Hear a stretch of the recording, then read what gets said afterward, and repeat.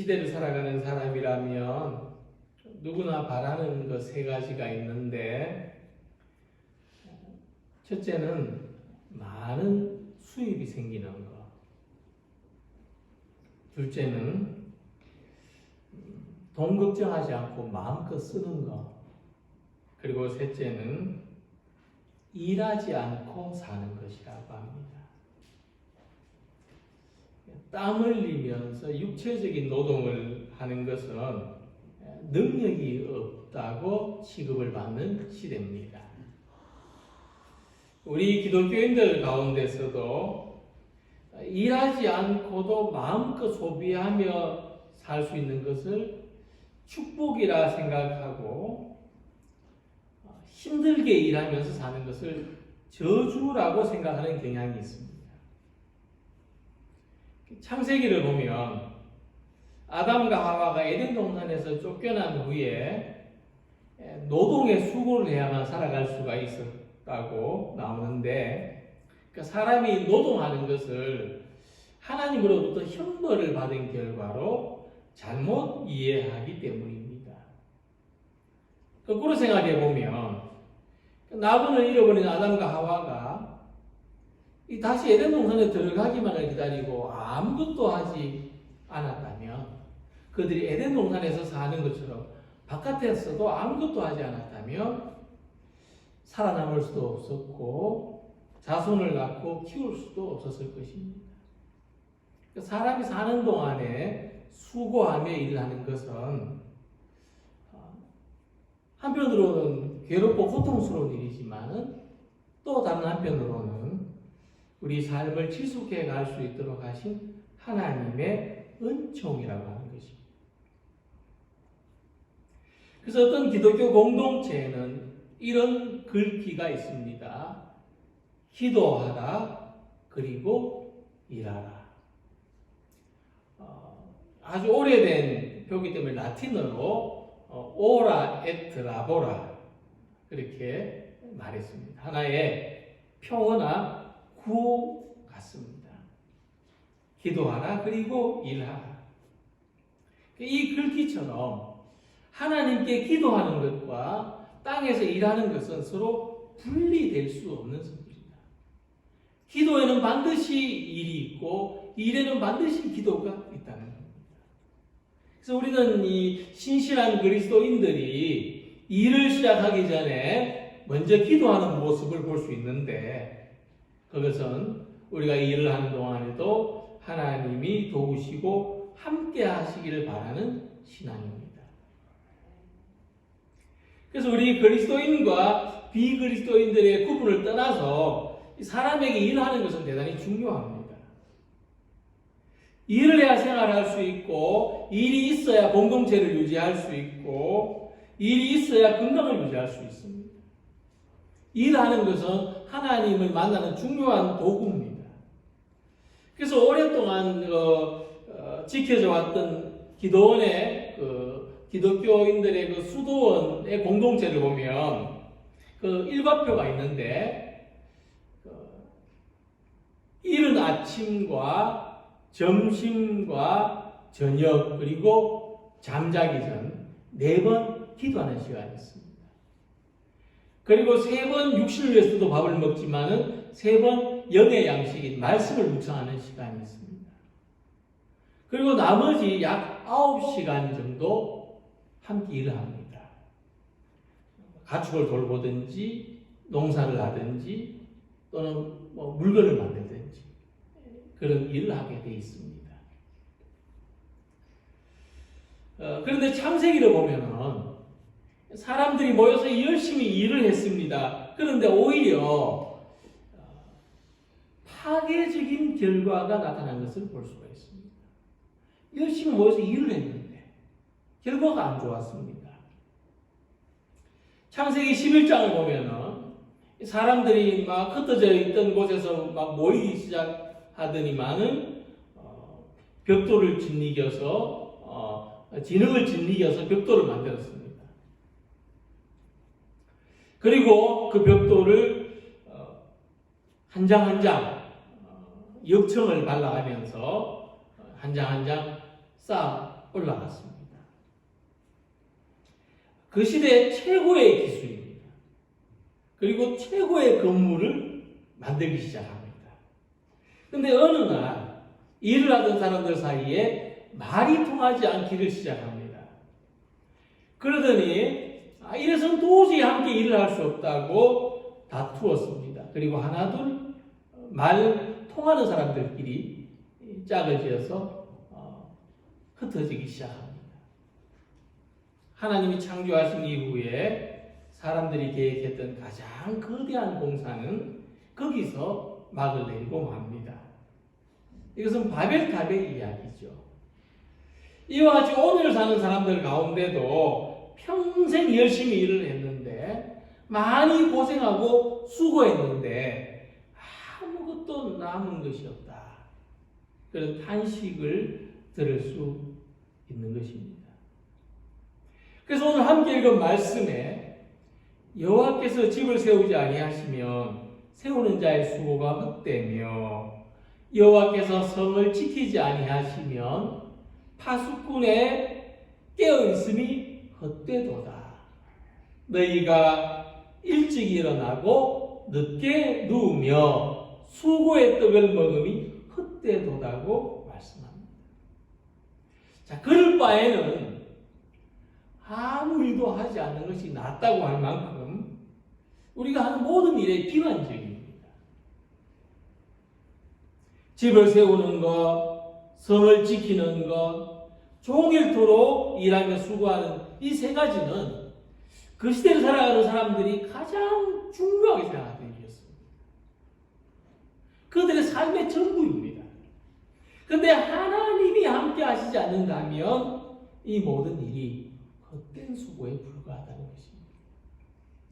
우리 삶의 전부가, 내 삶의 전체가 하나님이 함께 하시지 않으면 헛되다.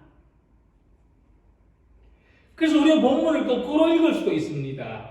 여호와께서 집을 세우시면, 여호와께서 성을 지키시면, 여호와께서 함께 일하시면 집이 세워지고 성이 지켜지고 일이 이루어진다는 것입니다. 이와 같이 하나님이 이루어 주시고 하나님이 함께 일하시는 삶을 소망하시기 바랍니다.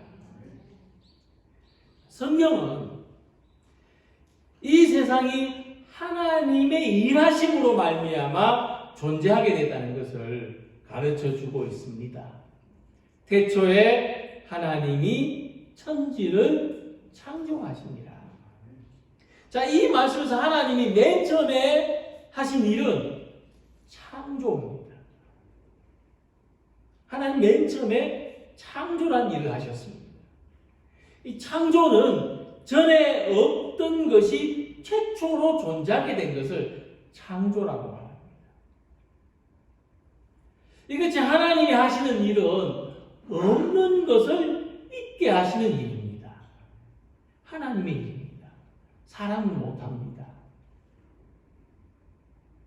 하나님은 지금도 창조의 사역을 행하시는데 없는 것을 있게 하시고 있는 것을 더 풍성하게 하시는 하나님의 역사를 소망하시기 바랍니다. 우리 삶에 없는 것을 있게 하시고 있는 것을 더 풍성하게 하시는 하나님을 소망하는 성도님들이 되시기를 바랍니다. 그래서 하나님이 하시는 일은요, 없는 것을 있게 하시는 창조, 그리고 있는 것을 고치시고 온전하게 하시는 회복, 그리고 모든 것을 새롭게 하시는 재창조의 순서로 나타나게 된다는 것입니다. 하나님은 세상을 창조하시고 타락한 세상을 회복하시고 다시 새하늘과 새 땅으로 재창조하십니다. 그러므로 창조의 하나님께서 쉬실 수가 없습니다.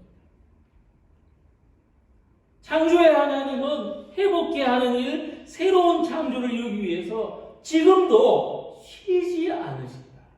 지금도 일하시는 것입니다. 하나님은 어떤 일을 하시는가? 이루다 말할 수가 없는데 성경에서 하나님의 일하시는 이미지를 토기장이라는 표현으로 사용하고 있습니다. 이사야 64장 8절 보면 우리는 진흙이요 주는 토기장이시니 우리는 다 주의 손으로 지으신 것입니다. 우리 자신의 이 손과 얼굴 한번 만져보시기 바랍니다. 하나님이 빚으신 작품입니다. 자, 하나님의 일하심을 왜 하필 토기장으로 표현했을까?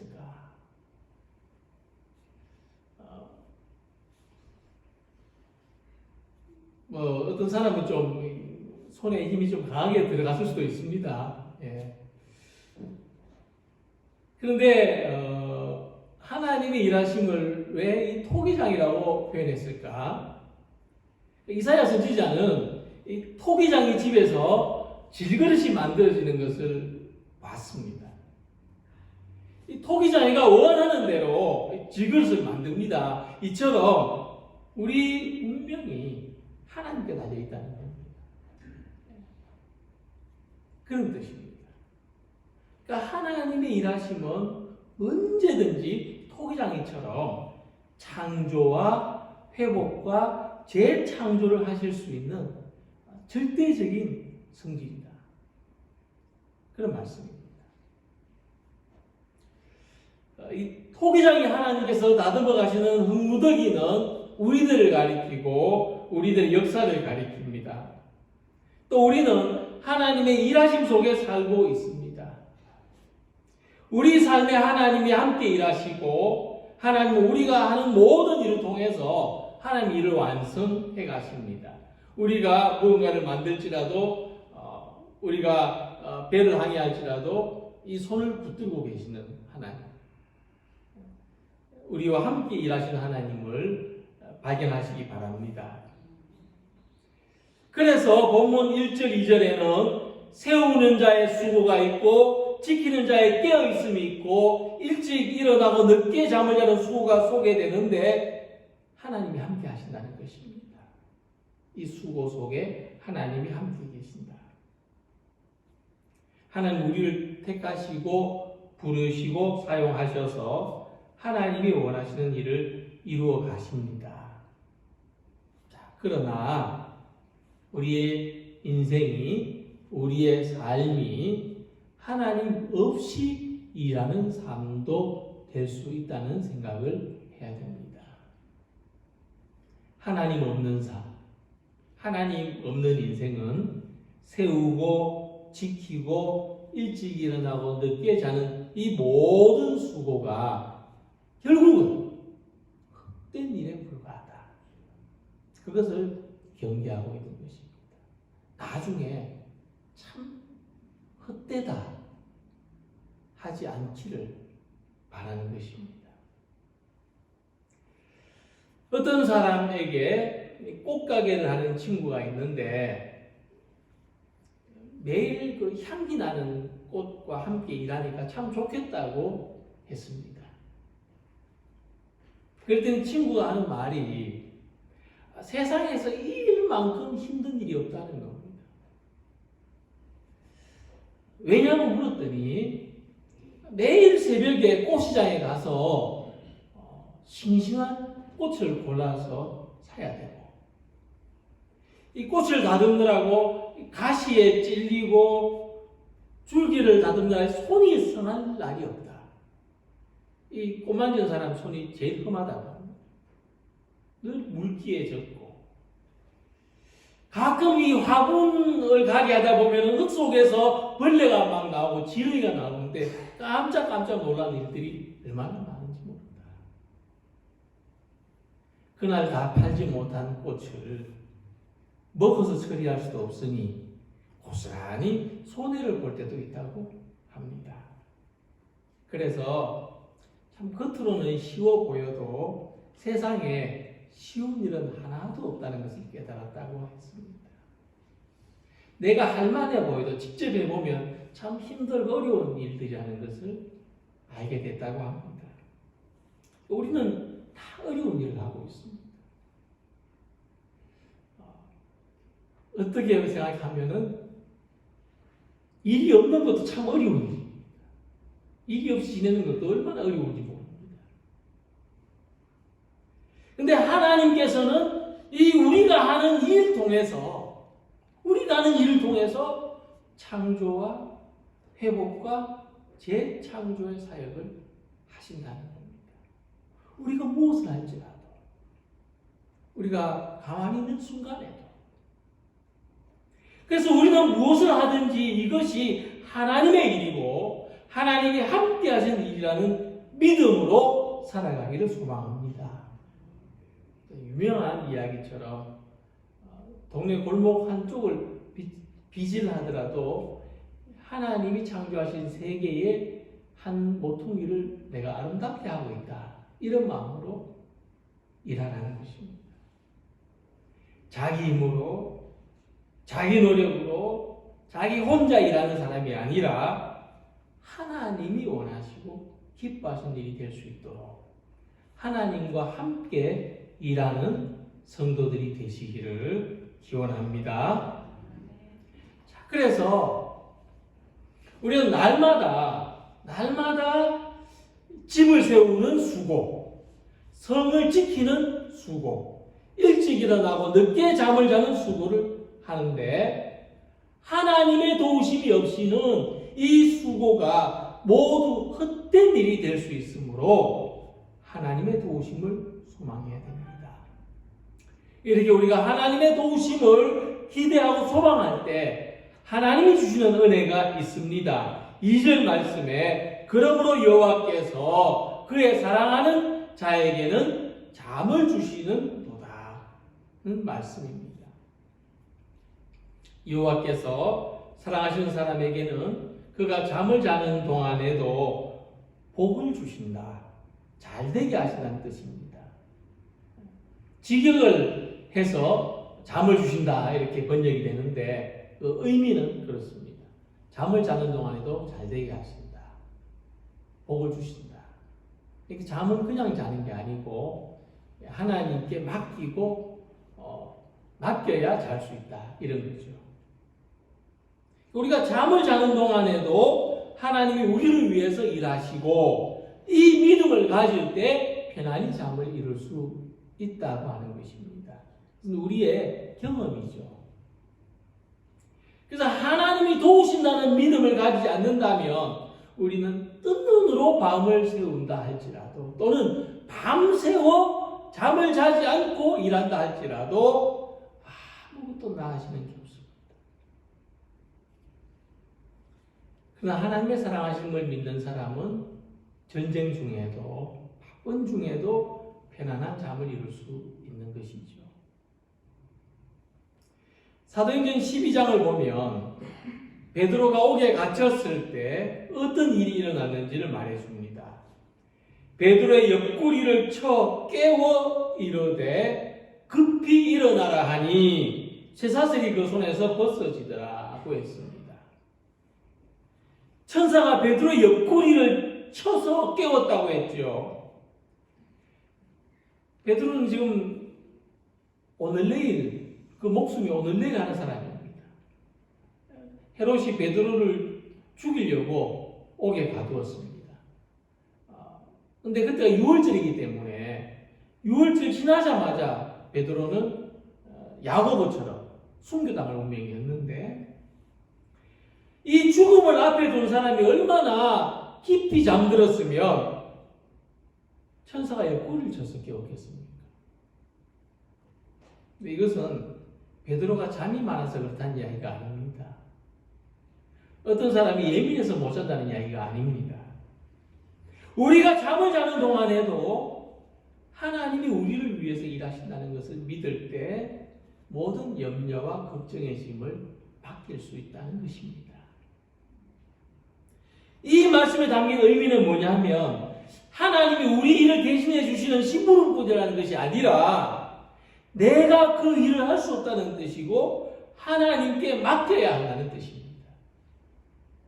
그래야만 우리는 잠을 잘 수가 있습니다. 그래서 본문의 말씀을 보면 우리는 집을 세우기 위해서, 성을 지키기 위해서, 어떤 일을 이루기 위해서 밤낮 수고할지라도 그것은 내가 할 수 없는 일이라는 말씀입니다.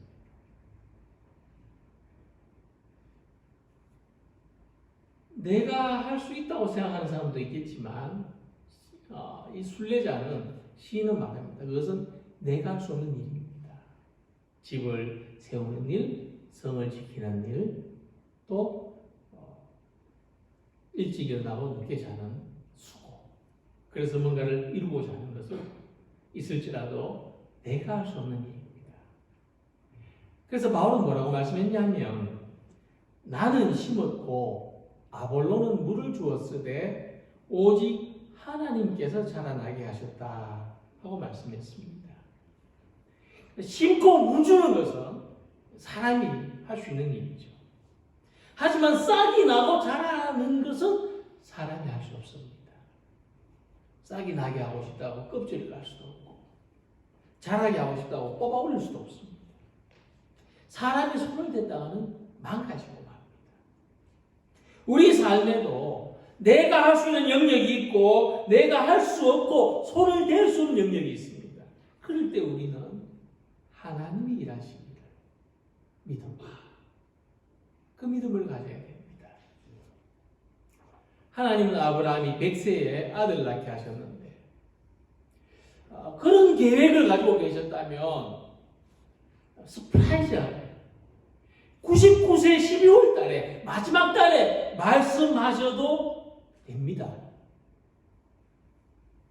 근데 아브라함이 75세 때 말씀하셨어요. 그러면 25년을 기다려야 됩니다. 25년을. 사람의 경험을 생각해 보면요, 10년 기다려도 소식이 없으면 20년 기다려도 소식이 없는 겁니다. 10년 기다렸는데 안 되면요, 11년 기다려도 안 되는 거예요. 그만큼 기다렸는데. 기다리다 못해서 아브라함은 자기가 저질러서 이스마엘을 낳습니다. 그렇게 해서 이스마엘은 아브라함에게 어떤 의미냐면 나는 하나님을 기다릴 수 없었습니다 하는 표시가 되어버렸습니다. 인생에 그렇게 흔적으로 남았습니다. 나는 하나님을 기다리지 못한 사람입니다. 그 삶에 얼룩이 남았습니다. 근데 그 긴 기다림 끝에 별수를 다 써봤는데도 안 되는 그 끝에 내 힘으로 할 수 없다는 것을 철저히 깨달았을 때 이삭이 태어납니다.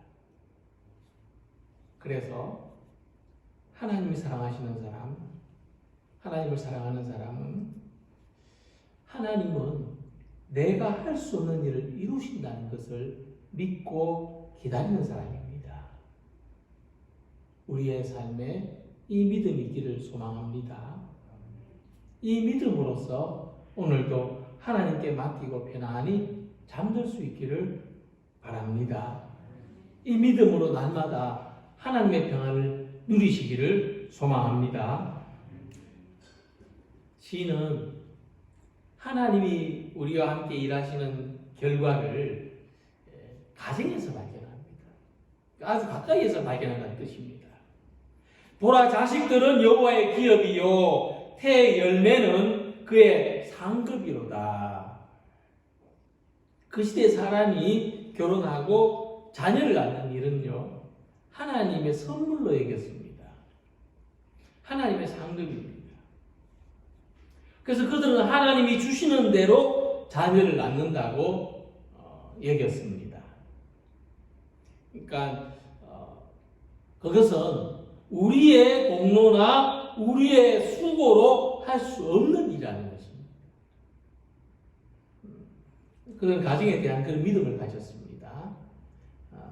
하나님이 주셔야만 자식을 낳을 수 있고 내 수고나 내 공로로 할 수 없는 일이다. 이 말씀의 의미는 우리가 하나님 자녀가 된 것도 우리의 수고나 공로의 결과가 아니라 하나님의 은혜로 됐다는 것입니다. 너희는 그 은혜에 의하여 믿음으로 말미암아 구원을 받았으니 이것은 너희에게서 난 것이 아니요 하나님의 선물이라. 그래서 이 시간 우리 모두가 하나님의 기업이고 하나님의 상급입니다. 이것은 우리가 하나님 자녀 된 것은 하나님께서 이루어 주신 일입니다. 이 사실만으로도 우리는 하나님의 큰 복을 받았다는 것입니다. 아브라함아 두려워하지 말라. 나는 내 방패요 내 지극히 큰 상급이니라. 하나님은 아브라함이 아무 한 일이 없는데 그분 자신을 아브라함의 상급으로 주시겠다고 말씀하십니다. 이와 같이 하나님은 우리의 상급입니다. 즉 우리의 보상입니다. 하나님이 우리의 보상이에요. 보험금입니다. 그것이야말로 우리가 받을 수 있는 가장 큰 은혜입니다. 내게 아무것도 남지 않았는데 그는 가장 귀한 하나님이 내게 계십니다. 나의 상급입니다. 그래서 우리가 하나님의 백성, 하나님의 가족이라는 사실만 깊이 생각해도 우리가 얼마나 복이 있는지, 얼마나 행운의 사람들인지를 알 수가 있습니다.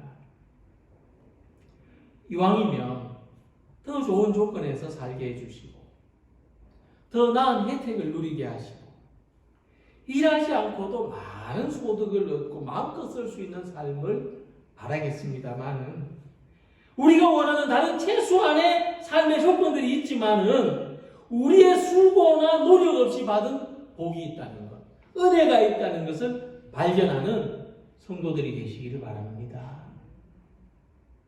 너희 안에서 착한 일을 시작하신 이가 그리스도 예수의 날까지 이루실 줄을 우리는 확신하노라고.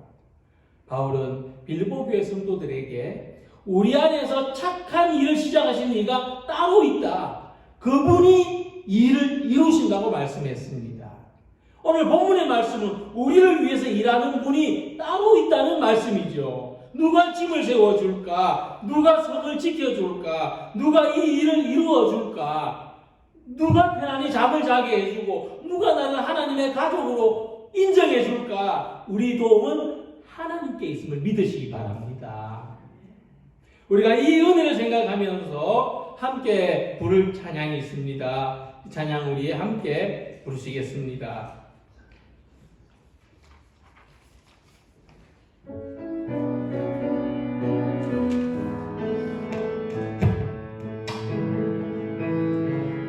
저으러 갈 때 빈들에서 걸을 때 그때가 하나님의 내 입으로 안 될 때 빈손으로 걸을 때 내가 고백해 여호와 순간에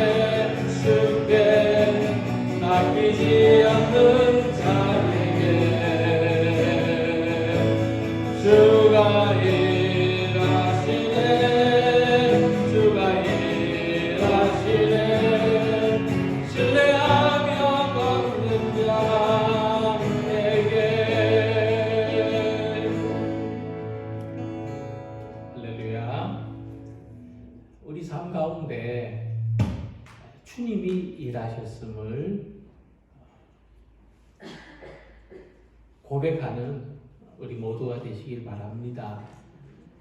주님이 지금도 나와 함께 일하고 계심을 경험하는 우리의 삶이 되시길 바랍니다. 우리 모든 부족함 속에서 하나님은 우리를 성숙의 자리로 데려가고 계시고 거룩함을 온전히 이루도록 우리 삶을 이끌어가고 계시다는 것을 잊지 마시기 바랍니다. 전능하시고 선하신 하나님께서 우리와 함께 일하시고 도우시고 이루어 주실 줄 믿습니다. 이 믿음으로 교회를 위해서, 이웃을 위해서, 또 우리 삶의 복을 위해서 살아가는 우리 모두가 되시기를 주님의 이름으로 기원합니다. 기도드리겠습니다.